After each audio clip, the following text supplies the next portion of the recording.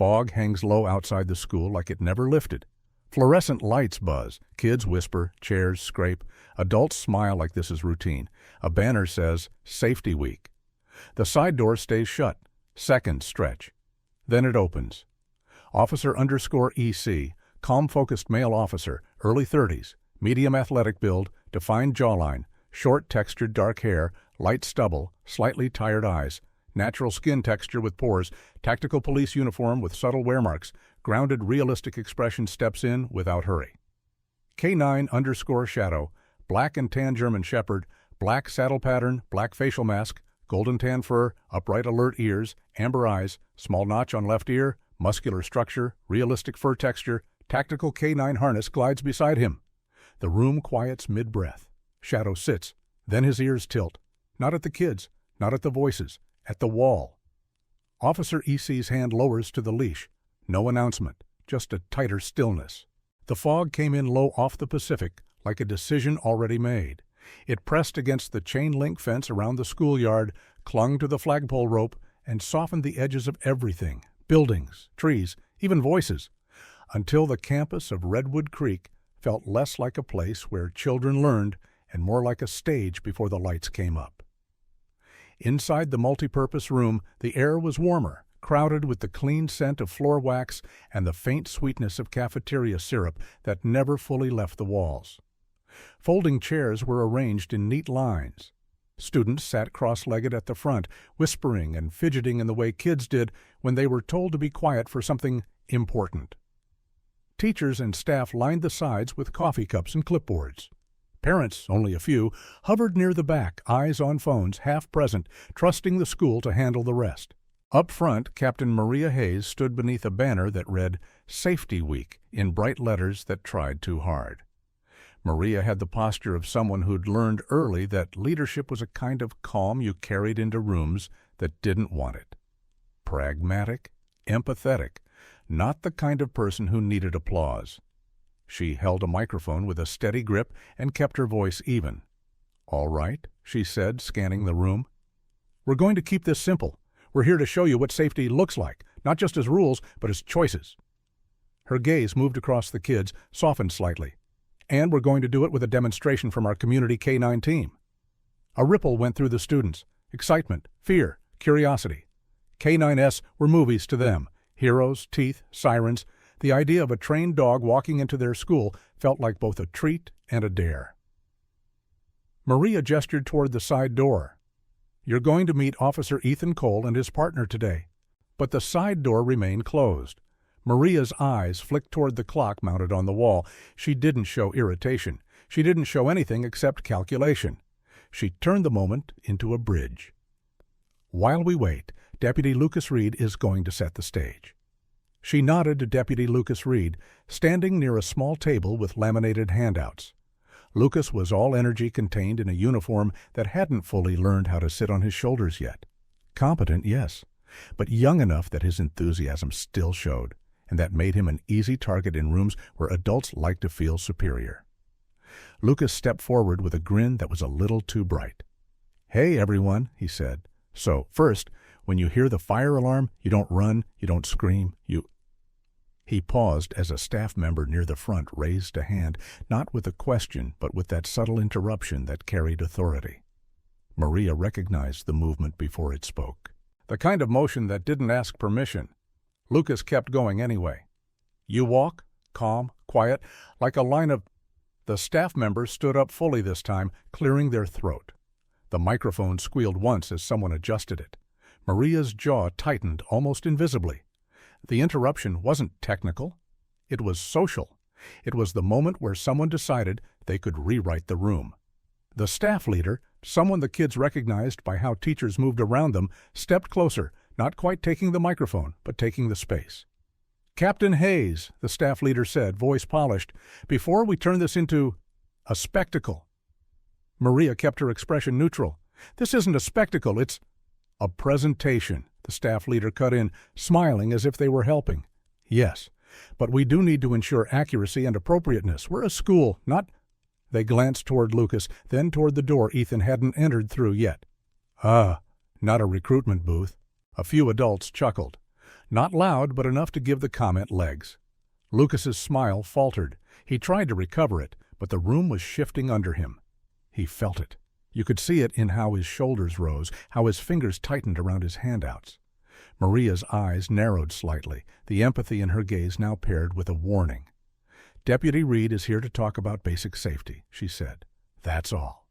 The staff leader tilted their head, still smiling, still smooth. "I'm sure he is," they said, "but kids can be impressionable, and we don't want them thinking policing is glamorous." Lucas opened his mouth. Maria didn't let him take the hit alone. "Deputy Reed is competent," she said, voice still measured, "and this is community partnership." The staff leader's smile sharpened, like a blade that didn't look like one until it moved. "Competent," they repeated. "Sure, but from what I've seen, most of these K-9 things are just optics." The kids leaned forward, sensing adult tension like weather pressure. Lucas swallowed. He knew how to handle a room of strangers on patrol. He knew how to handle a traffic stop. But a room full of children and judgmental adults? It was a different kind of exposure. There was nowhere to stand that didn't feel like you were on display. The staff leader continued, voice smooth enough to sound reasonable. "And frankly, I'm not sure why we need a dog in here at all. It's just a dog." There it was. Not just skepticism, dismissal. A few teachers exchanged looks, a few parents frowned. The kids didn't understand the politics, but they understood tone. Lucas felt his face warm. Humiliation wasn't loud. It was heat under skin, the sudden awareness of your own body in a room that had decided you were smaller. He tried to speak anyway. "With respect," he began, "K-9 units aren't—" The side door opened. It wasn't dramatic. No slam, no announcement. Just the quiet sound of hinges doing their job, and the room changed. Not because someone demanded it, because something entered that didn't need to. Officer Ethan Cole stepped inside like he belonged everywhere he went, even places that didn't want him. Calm, disciplined, eyes sharp in a way that didn't look around frantically. It simply registered details as if they were already expected. At his left side walked K-9 Shadow. Shadow moved with that controlled economy that told you this wasn't a pet, not a mascot, not a prop.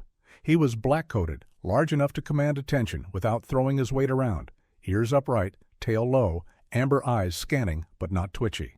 The dog didn't pull, didn't lag. He matched Ethan's stride perfectly, like they were sharing a single nervous system. The laughter in the room died mid-breath. The staff leader stopped smiling, not because they were intimidated, because for the first time they weren't in control of the narrative. Ethan didn't react to the tension. He didn't even glance at the staff leader. He nodded to Maria, a minimal gesture that carried respect. "Captain," he said.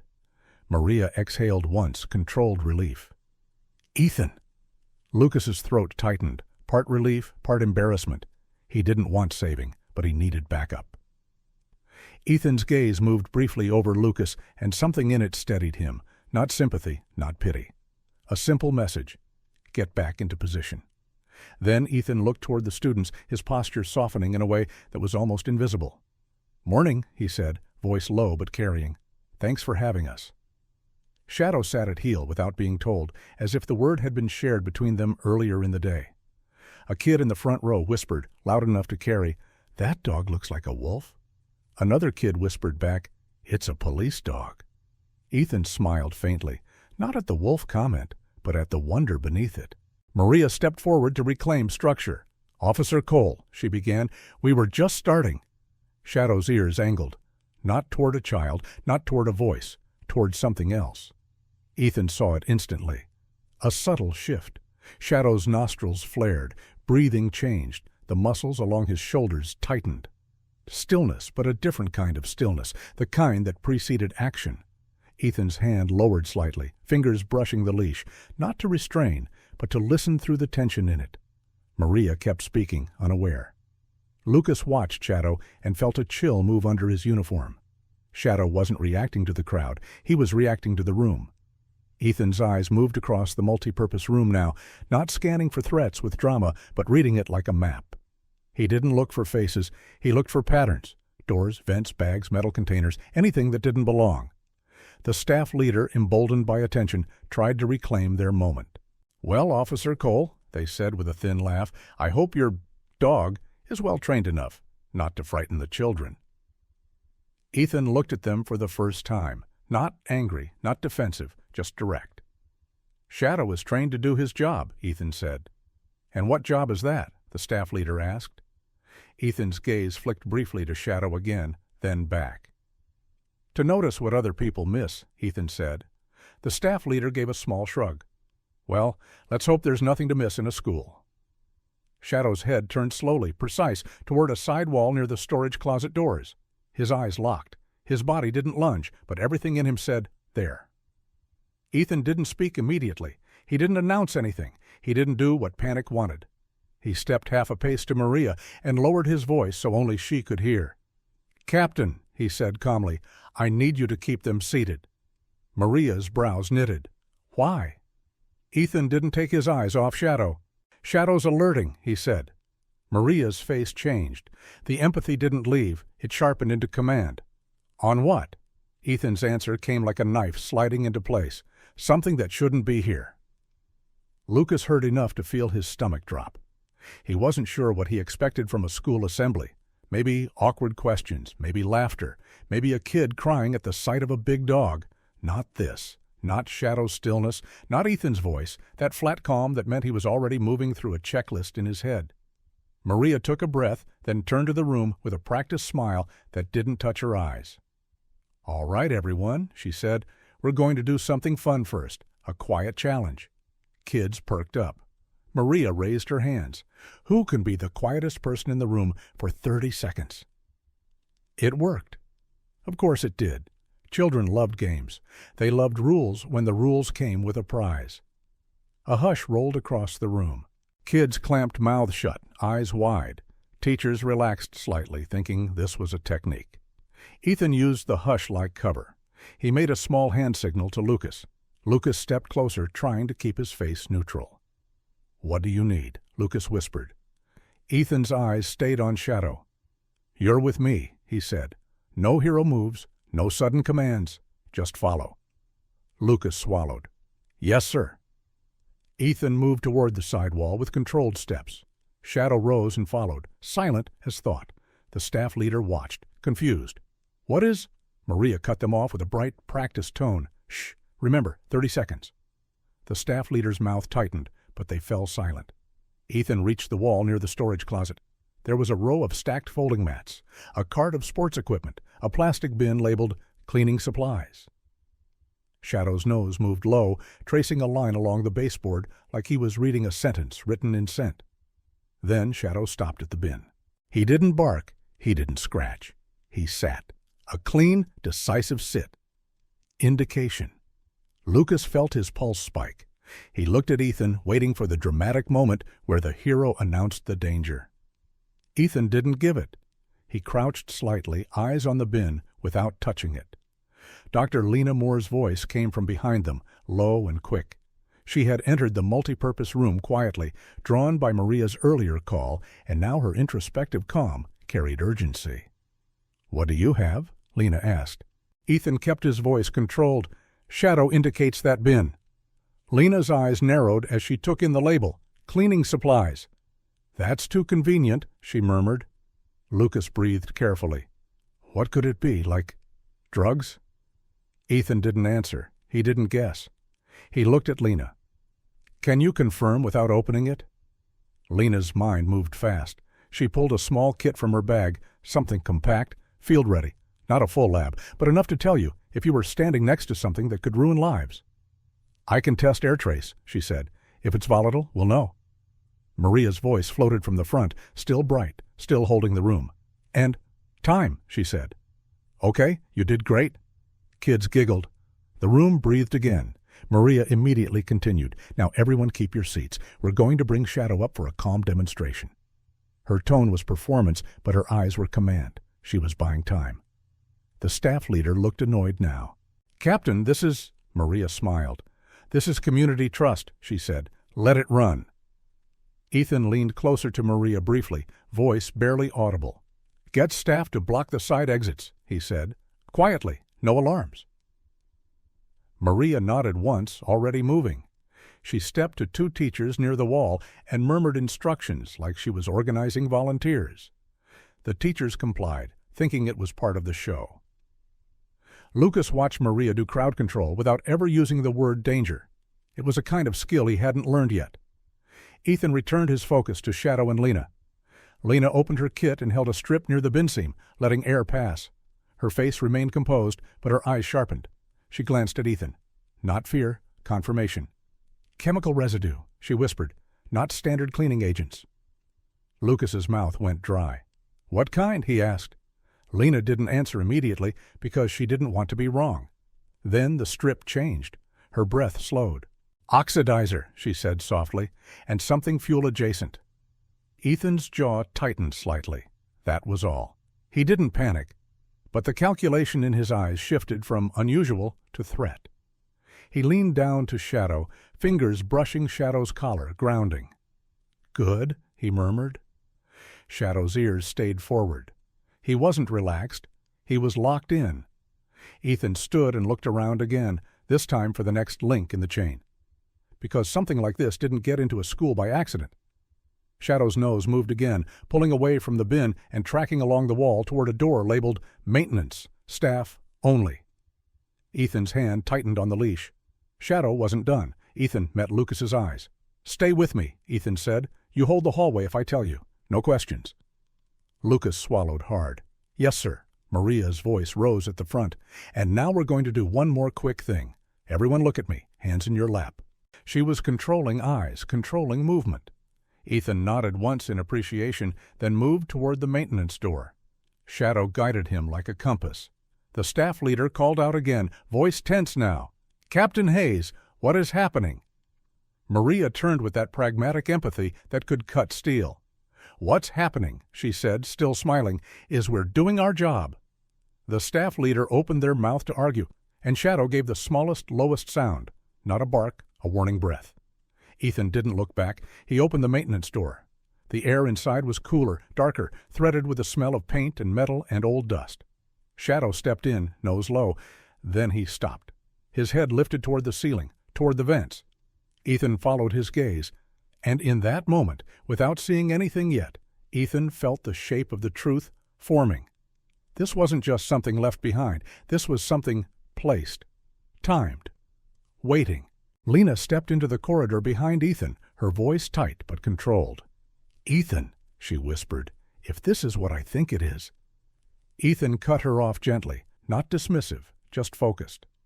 "Don't name it yet," he said. "Just give me what you can confirm." Lena nodded, swallowing her own adrenaline. Lucas hovered at the door, eyes darting back toward the assembly room where Maria was still holding the crowd in place through sheer leadership. "You want me to start evacuating?" Lucas asked. Ethan's answer came fast. "No." Lucas blinked. "No?" Ethan's gaze didn't leave Shadow. "Not yet." Because evacuation was a trigger too. Hallways flooding, kids crying, teachers shouting. That was how chaos multiplied. And chaos was the best friend of anyone who planted something to hurt strangers. Ethan wasn't going to give the threat what it wanted. Shadow moved deeper into the maintenance corridor, pause silent on concrete. He paused at a utility panel, then shifted, nose tracking upward again. Ethan felt his pulse steady into that cold, professional rhythm. "Shadow's tracking source," Ethan said. Lena looked up, following. "Ventilation," she murmured. "If it's in the ductwork." Lucas's face went pale. "That's above the multipurpose room." Ethan nodded once. "Timing?" Lena asked. Ethan glanced at the wall clock visible through the doorway. "Dismissal starts in 22 minutes, he said. Lucas exhaled sharply. Ethan raised a hand slightly. Command without drama. "Lucas," he said. "Yes." "You're going to the hallway outside this door. You're going to keep it clear without looking like you're keeping it clear." Lucas swallowed, then nodded. "Got it." "Maria," Ethan said into his radio, voice low. Maria responded instantly, equally low. "I'm here." "Keep them seated," Ethan said. "We have a probable device, location trending above the multipurpose room." There was a fraction of silence. Then Maria's voice, steady, empathetic, lethal incompetence. "Understood," she said. "No panic. Tell me what you need." Ethan looked at the vent access panel near the corridor ceiling. "Time," he said, "and silence." Maria's reply came like a vow. "You have both." Shadow sat beneath the vent, eyes up. Indication again, more urgent now. Ethan stepped closer, scanning the panel screws, the seams, the dust pattern. His mind ran through the code he lived by. Verify, control, act. No ego, no theatrics, just responsibility. He looked at Lena. "If I open that panel, can you guide me through what I'm seeing?" Lena nodded. "Yes." Ethan looked at Shadow and gave a micro-command, a whisper and a touch. Shadow stayed perfectly still. The dog wasn't afraid. He was working. Ethan reached up, and the story moved from humiliation to something sharper, a countdown you couldn't hear. Ethan didn't rush the panel. People who rushed made noise. Noise made mistakes. Mistakes made headlines.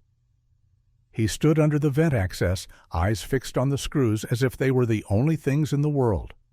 Above the multipurpose room, children sat thinking they were participating in a game. Teachers thought they were watching a demonstration.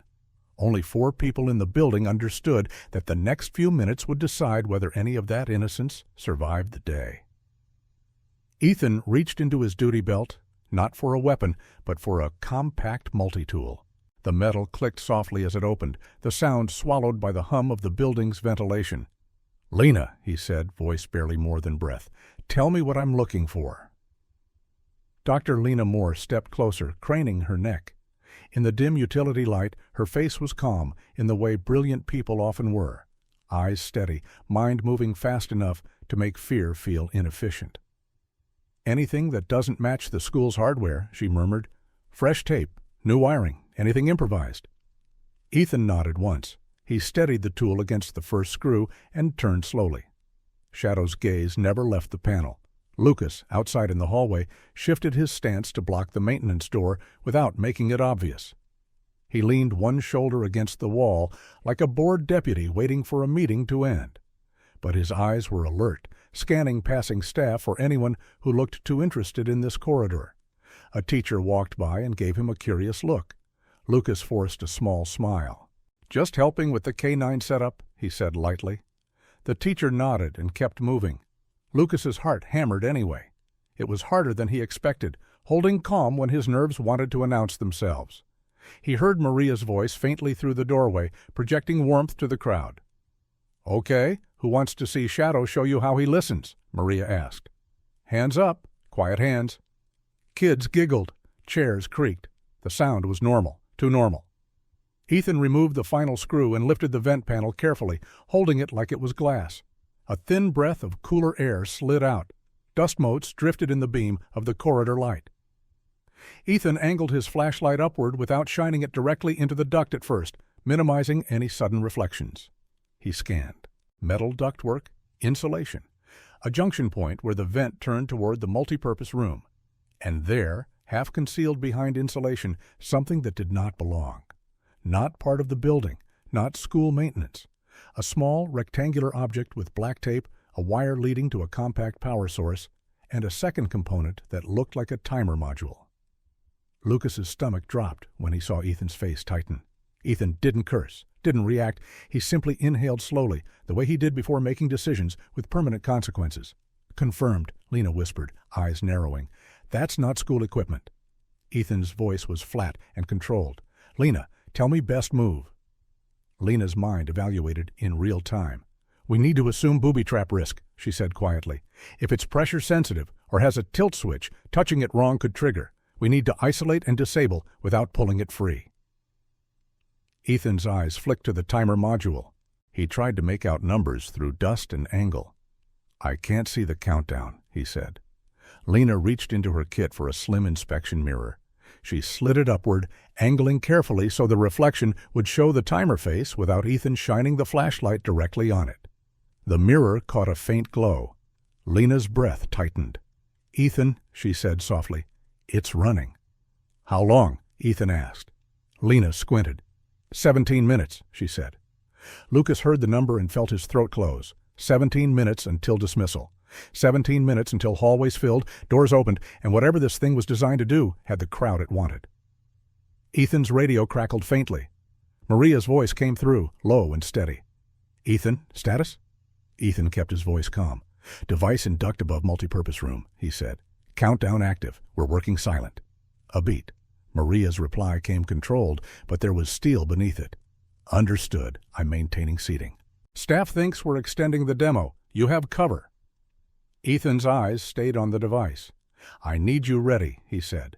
If we shift to evacuation, you do it like a drill. No words like bomb. Maria didn't hesitate.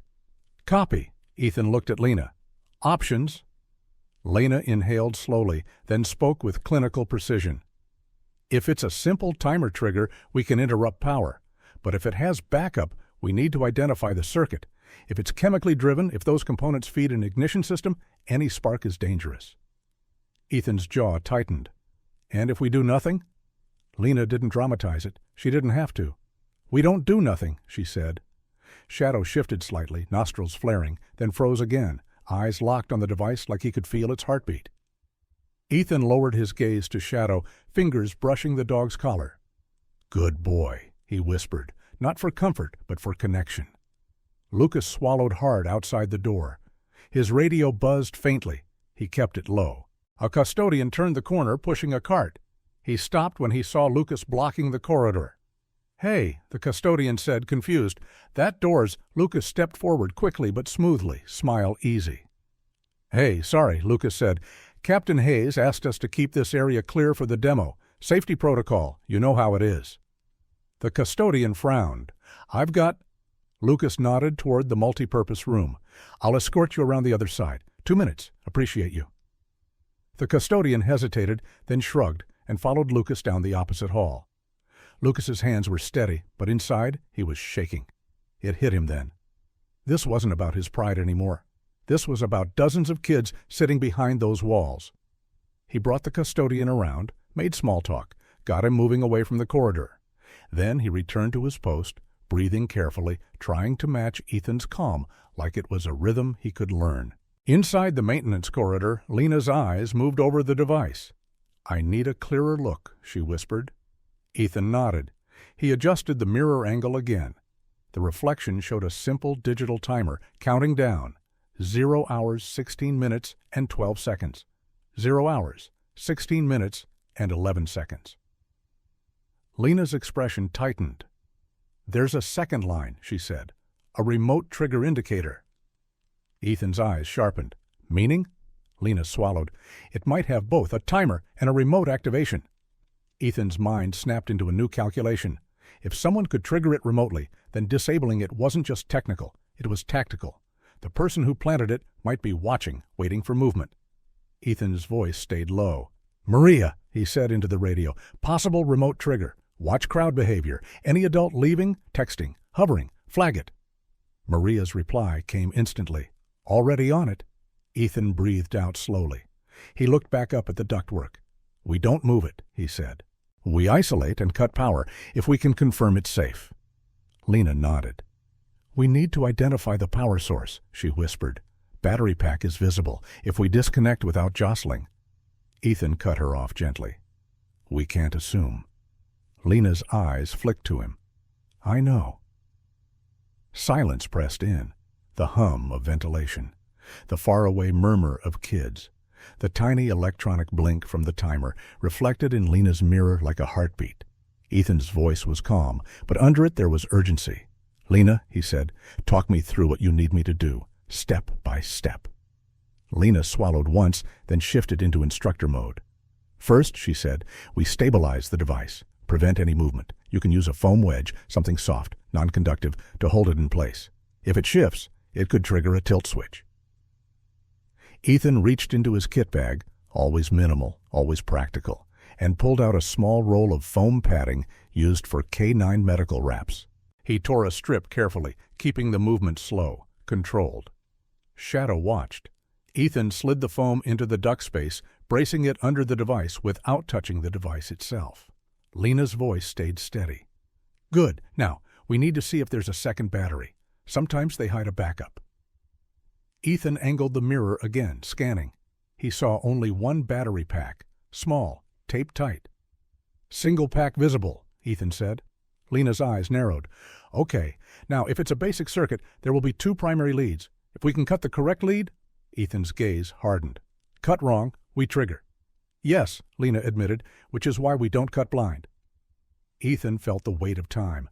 0 hours, 14 minutes, and 39 seconds. 0 hours, 14 minutes, and 38 seconds. In the multipurpose room, Maria raised her voice slightly, bright and controlled. "Okay, kids," she said. "Shadow is going to show you something cool, how he stays calm." Applause scattered lightly. Maria lifted her hands. "And the most important part? You stay calm, too." "Can you show Shadow calm?" It was a performance. It was also a command. The staff leader who had mocked Lucas earlier stood near the front now, arms crossed, watching with discomfort. Their confidence had drained. They could sense something was happening.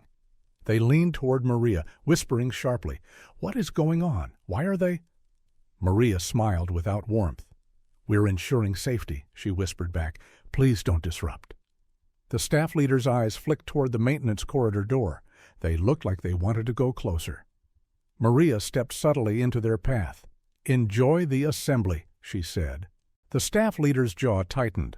Ethan heard none of that directly, but he trusted Maria to read people the way he read spaces. He looked at Lena. "If it has remote trigger," Ethan said, "we need to know if someone's close enough to use it." Lena's eyes moved, thinking. If it's Bluetooth or RF remote, range could be within the building, could be outside with line of sight. Without a scanner, we can't confirm signal type. Ethan's jaw tightened. "So we act like they're watching?" Lena nodded. Ethan looked to Lucas through the doorway. "Lucas," he called softly. Lucas stepped closer instantly. Ethan's voice was low, precise. "I need you to watch for anyone trying to access maintenance areas, any staff behaving unusual. If Maria flags someone, you coordinate, but you do not detain unless I say." Lucas swallowed. "Yes, sir?" Ethan held Lucas's gaze for a half-second. It wasn't reassurance. It was responsibility shared. Lucas nodded harder. Ethan turned back to the duct. Lena's voice tightened. "We could interrupt the timer screen without cutting leads," she said. "Sometimes they use a simple relay. If we pull the battery pack slowly—" Ethan's eyes narrowed. "And if there's a motion sensor?" Lena's jaw tightened. "Then the moment we touch it, we could trigger." Ethan stared at the device, feeling the pressure of time like a hand on his neck. He thought of the staff leader's words, "Just optics, just a dog."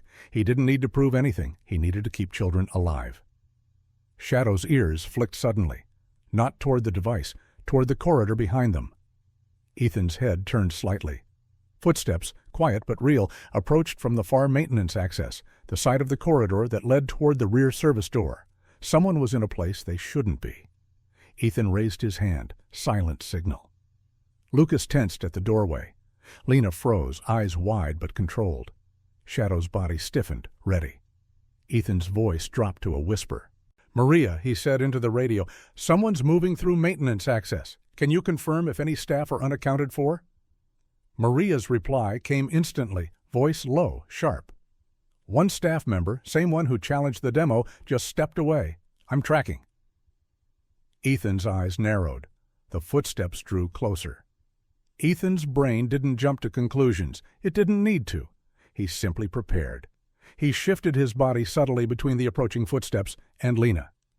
Shadow remained silent, but the tension in his muscles spoke for him.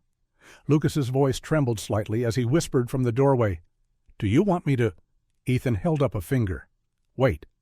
The footsteps stopped just outside the corridor intersection. A shadow moved in the dim. Then a figure appeared, an adult in staff attire, face tight, eyes darting. Not running, not panicked, intentional. The staff leader. They stared at Ethan, at Shadow, at the open vent panel, and something in their expression flickered, not confusion, but fear of being caught. "What are you doing back here?" they demanded, trying to reclaim authority with volume. Ethan didn't flinch. "Securing a safety issue," he said calmly. The staff leader stepped forward. "This is restricted. You can't—" Shadow's head turned toward them slowly. Not aggressive, focused. A silent warning, "Stop." The staff leader hesitated, eyes flicking to the dog. Ethan's voice stayed even. "Back up," he said. The staff leader's pride fought it. "You don't tell me." Ethan's gaze sharpened, the calm now edged.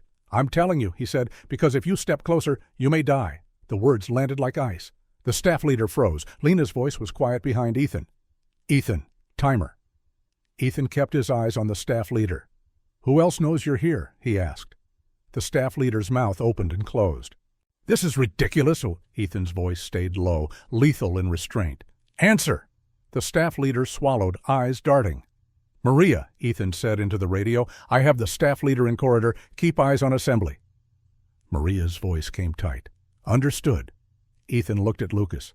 "Lucas," he said softly, "guide them out. Calm, no force." Lucas stepped forward, voice steadying. "Hey," Lucas said to the staff leader, "Captain Hayes needs you up front. Come with me." The staff leader shook their head. "No, I need to know what's—" Shadow's nostrils flared, then he gave a low, controlled growl, not aggression, but command. The staff leader's eyes widened. Lucas held his ground, a surprising steadiness settling into him. "Now," Lucas said quietly. The staff leader took a step back, then another, then turned and walked with Lucas, breathing fast. As soon as they were gone, Ethan exhaled. Lena whispered, "That was—" "Not the time," Ethan said gently. He looked back up at the timer. 0 hours, 12 minutes, and 6 seconds. Ethan's voice was calm but urgent. "We disable now." Shadow's alert pattern shifted. He didn't keep staring at the vent device. He moved. Nose low, then high, then low again, tracing scent like a thread pulled through a needle. Ethan followed, heart tightening. "Shadow," he murmured.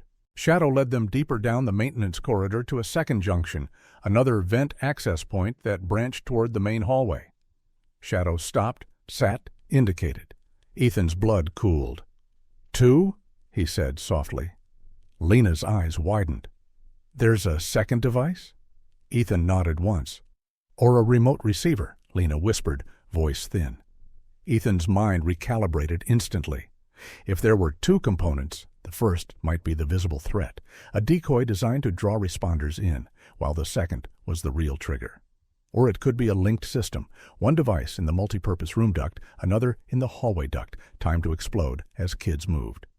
Ethan refused to invent. He refused to guess. He needed confirmation. He climbed carefully, opened the second access panel with controlled movements. The air inside smelled sharper, more chemical. Lena held her strip again, and it changed faster this time. Her breath hitched. "Higher concentration," she whispered. This could be the primary. Ethan angled the mirror. Inside the duct, partially wrapped in insulation, was a second unit, larger, more complex, more wires, and the timer. Ethan's jaw tightened as he saw it. It wasn't counting down. It was waiting. A display that read, "Armed, remote." Ethan felt the shape of the trap fully now. The first device was the countdown, the distraction, the pressure. The second was the remote-triggered main event, and someone out there had a button. Ethan's radio crackled. Maria's voice came through, low and sharp. "Ethan, staff leader is back in the room. They're sweating. They keep checking their phone." Ethan's eyes narrowed.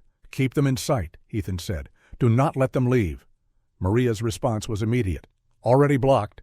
Ethan breathed once. "Lena," he said quietly, "we disable the receiver." Lena's voice trembled slightly. Not fear, but intensity. If it's remote, cutting power could trigger failsafe. Ethan stared at the armed display. He had to choose between two bad doors. If he left it, someone could trigger. If he touched it wrong, it could trigger. Ethan's moral anchor didn't allow paralysis. He didn't get to be afraid. He got to be careful. He looked at Shadow, eyes steady, body taut. "Shadow," Ethan whispered, "hold." Shadow stayed perfectly still, as if anchoring Ethan's breathing. Ethan's voice dropped to Lena. "Give me the safest disable sequence," Ethan said. "No assumptions, only what you can infer from layout." Lena leaned in, eyes scanning the wiring. "Okay," she whispered.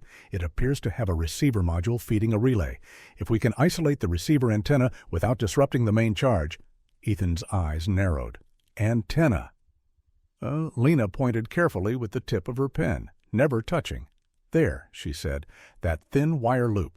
If we sever it cleanly, we might block signal without triggering circuit." Ethan's pulse steadied into a razor line. "And if it has a signal loss trigger?" he asked. Lena's jaw tightened. "Then severing triggers detonation." Ethan stared. Time was now irrelevant. Remote meant any second.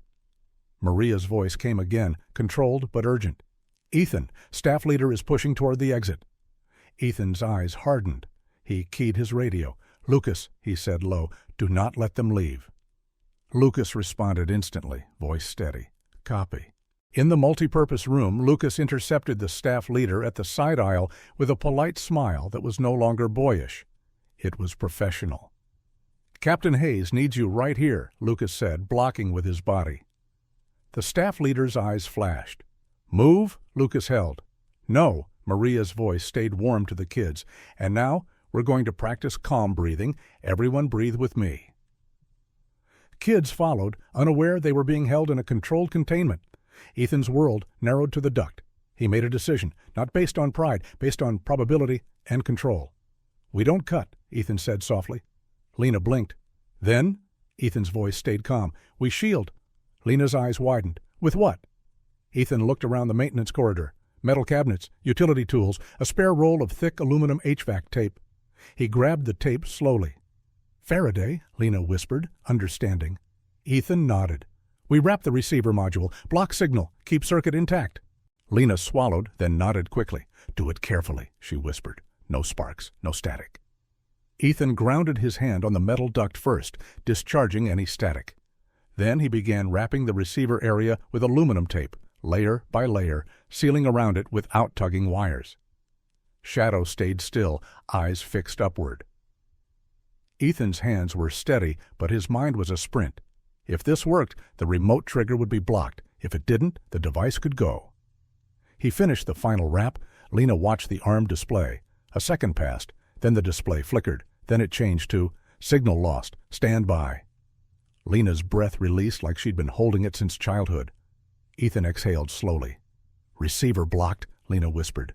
Ethan's voice was calm. Now we handle the countdown unit. They moved back to the first vent. The timer now read 0 hours, 7 minutes, and 18 seconds. Ethan's eyes narrowed. Lena's voice tightened. If it's just a timer ignition, we can remove power safely, slowly. Ethan nodded once. He braced the device with foam again. Then, with the delicate care of someone disarming a truth, he peeled the tape holding the battery pack, millimeter by millimeter. No jolt, no shift. The timer blinked. 0 hours, 7 minutes, and 5 seconds. Ethan lifted the battery pack free, holding it away, and the timer screen died. Silence. For a second, the world didn't move. Then Lena's shoulders dropped, just slightly. It's off, she whispered. Ethan didn't celebrate. He looked back toward the hallway, where children still breathed in unison with Maria. He keyed his radio. Maria, he said, devices neutralized. Keep calm for 2 more minutes, then dismiss as normal. Maria's voice came through, relief and command braided together. Copy. Great work. Ethan turned to Lucas's channel. Lucas, he said, status on staff leader? Lucas's voice came back tight. They're cornered near the stage, phone in hand. Maria's watching. Ethan's eyes hardened. Hold, he said. Ethan stepped back into the multipurpose room like nothing had happened. That was the point. The room was still full, still orderly, still held by Maria's steady voice and the children's trust. Maria stood at the front, guiding breathing like it was a mindfulness exercise. Good, she said warmly. Now shake out your hands. Kids giggled. Lucas stood near the stage steps, body angled to block the staff leader, who now looked pale, sweat shining at their temple. Ethan's gaze went straight to them. The staff leader's eyes locked on Ethan, fear and defiance mixed. Ethan walked toward Maria first, leaning close. Keep the room calm, he murmured. We'll address this after dismissal, quietly. Maria nodded once, eyes sharp. Ethan then turned toward the staff leader. He didn't raise his voice. He didn't accuse in front of children. He simply stepped close enough that the staff leader could hear him and spoke in a low tone. Hand me your phone, Ethan said. The staff leader's jaw tightened. You can't. Ethan's eyes were flat. You were trying to leave while I disarmed a device in your building. The staff leader's lips parted. Ethan leaned in slightly, voice still low. Either you give it to me, or Captain Hayes calls in more uniforms, and this becomes public. The staff leader's eyes flicked to the children, then to Maria, then back to Ethan. Their pride cracked. They handed the phone over. Ethan didn't dig through it dramatically. He turned it off, removed the case, checked for unusual apps, a Bluetooth remote interface, anything quick. Lena stepped in beside Ethan, voice quiet. There may be fingerprints on the devices, she said, and tape. Maria's voice rose to the room. All right, everyone. Teachers will escort you back to class like normal. Calm lines. You did amazing." Kids began to stand, chairs scraping softly. Ethan raised his hand to Maria slightly. Signal. Maria nodded, then added brightly, "Remember, quiet walking." Teachers began leading lines out. Lucas stayed planted, still blocking the staff leader's path. As the last child filed out, the multipurpose room emptied into echoes. Only the adults remained. The staff leader's shoulders sagged, as if the performance mask finally slipped. Maria's voice changed, still controlled, but now it carried authority without needing to pretend. "Sit," she said to the staff leader. They hesitated. Ethan's presence made the hesitation pointless. They sat. Ethan stood across from them, shadow at heel, silent. The staff leader looked at the dog like he was the reason they'd failed. Ethan didn't let them externalize it. "Why?" Ethan asked simply. The staff leader swallowed, eyes darting. "I don't know what you're talking about." Ethan's gaze didn't move. "2 devices," he said. "One timed, one remote. You tried to leave. You were checking your phone. So, I'll ask again." He let the silence stretch. "Why?" The staff leader's mouth trembled. "You can't prove—" Lena's voice cut in quietly, surgical. "We can," she said. "Tape has residue, fibers. Your phone may have paired signal history." Maria leaned forward, pragmatic empathy gone now, replaced with leadership. "You put children at risk," she said. "For what? Pride? Control?" The staff leader's eyes filled, not with remorse but with panic. "I didn't mean," they began. Ethan's voice stayed low. "Intent doesn't erase outcome," he said. Lucas stood nearby, jaw tight, watching Ethan with a new kind of respect, less starry-eyed, more grounded. Ethan wasn't winning with threats, he was winning with reality. The staff leader's shoulders shook. "I didn't build it," they whispered suddenly. Maria's eyes narrowed. "Then who did?" The staff leader swallowed hard. Someone emailed me, said the department was using schools to recruit, said if I wanted it to stop, I should make a statement. I thought it would just scare people, make them complain. I didn't know it could—" Ethan's gaze hardened.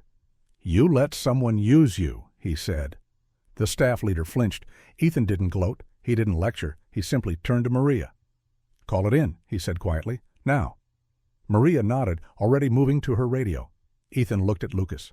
"Lucas," he said, "stay with Captain Hayes. Keep them here." Lucas nodded, voice steady. "Yes, sir." Shadow remained silent, but his presence filled the room like a verdict. By late afternoon, the campus looked normal again. Kids played on the field, parents waited at pickup. The fog had burned off into a pale sun that made everything seem harmless, but inside the administrative office, the air was tight. Maria handled it the way she handled everything, pragmatic, empathetic, but unwilling to let avoidance become policy. Dr. Lena Moore documented evidence with calm precision, labeling samples, noting times, treating the chaos like a puzzle that could be solved if you refused to panic. Lucas sat in a chair near the wall, exhausted but upright, like he'd aged 2 years in one day. His uniform felt heavier now, not because of fear, but because he understood what it actually meant to be responsible in silence. Ethan stood by the window, Shadow sitting close at heel, both of them steady. Maria approached Ethan quietly. "You did good," she said. Ethan didn't smile much. "Shadow did," he said. Maria glanced at Shadow, her expression softening. "He did," she agreed. Lucas cleared his throat. "Officer Cole," he said. Ethan turned slightly. Lucas's voice was quieter than usual. "Earlier, when they mocked me, I wanted to snap. I wanted to prove something." Ethan held his gaze, calm. Lucas continued. "But when you gave me a job, when you didn't treat me like a liability, something clicked." Ethan nodded once. "Pride is loud," he said. "Duty is quiet." Lucas swallowed, then nodded like he was storing the sentence somewhere deep. Maria's phone buzzed. She glanced at the screen, then looked back up. "District is initiating a formal investigation," she said. "Staff leaders on administrative leave. The school's implementing new safety protocol. No unscheduled access to maintenance. Better vetting of contractors." Ethan nodded. "Good." Maria's eyes held Ethan's. "And the kids?" Ethan looked out the window at the field where children chased each other without knowing what almost happened. They get to stay kids, Ethan said quietly. That was the win, not recognition, not applause. Normalcy preserved. As they prepared to leave, Maria paused at the doorway and looked back once at Ethan and Shadow. "You know," she said softly, "if you'd done this loud, everyone would have called you a hero."